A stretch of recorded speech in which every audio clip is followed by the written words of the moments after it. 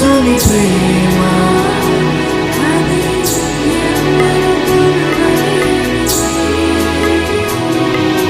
నిజం దీనిని నమ్ము, ఇది భూమి జరిగినది. మనుషుడు చెప్పే డైలాగ్, నాకు తెలియదు, నాకు రాదు, నాకు చేత కాదు. కానీ బైబిల్ భాష చదివితే నన్ను బలపరచు క్రీస్తుని బట్టి నాకు అన్నీ సాధ్యం. ఈరోజు ఈ నష్టం ఏంటి, కష్టం ఏంటి, నేను దేవుని ముందు సరిగా ఉన్నాను, నేను ప్రార్థన చేస్తున్నాను, నేను విశ్వాసనే, నాకు ఇందుకు ఈ పోరాటాలు, నాకు ఇందుకు ఈ బాధ, నాకు ఇందుకు ఈ వేదన, నాకు ఇందుకు ఈ సఫరింగ్. ఈ లోకంలో మనం ఉన్నంత వరకు, ఈ మట్టి పాత్రలో మనం ఉన్నంత వరకు మనకి ఈ శ్రమలు తప్పవండి. ఎందుకంటే నీలో విలువైంది బయటికి రావాలంటే పోరాటంలోనే తెలియజేయబడుతుంది.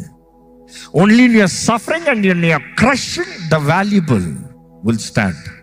The essence of who you are, నువ్వు ఎవరు అనేది తెలియజేయబడుతుంది.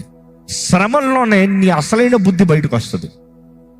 అండి, మీ శ్రమల మధ్యలో మీరు ఎవరై ఉన్నారో నిలబడగలుగుతున్నారా? నేను దేవుని బిడ్డనే, నేను దేవుని ఆధారం చేసుకున్నాను, నా విమోచకుడు సజీవుడు, నేను దేవుని పైన నా మనసు పెట్టుకుంటాను, నేను కలవరపడను, నేను దిగులు చెందను, నేను భయపడను, నేను బాధపడను, నా దేవుడు నా జీవితంలో మేలు జరిగిస్తాడు. విశ్వాసంతో బ్రతుకుతున్నామా?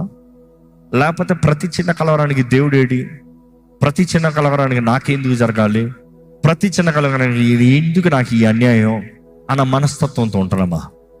దేవుడు చేయొద్దన్నది చేసి నీకు వచ్చిన పరిణామాలకి నువ్వు దేవుడు ఎక్కడ ఉన్నావు అని అడుగుతున్నావు.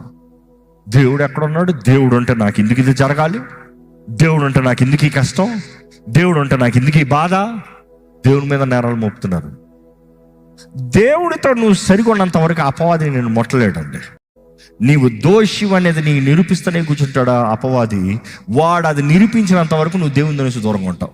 కానీ నీలో దేవుడు పెట్టిన వరముల్ని తెలియకుండా అపవాదికి విడుదల పెట్టేస్తున్నారా?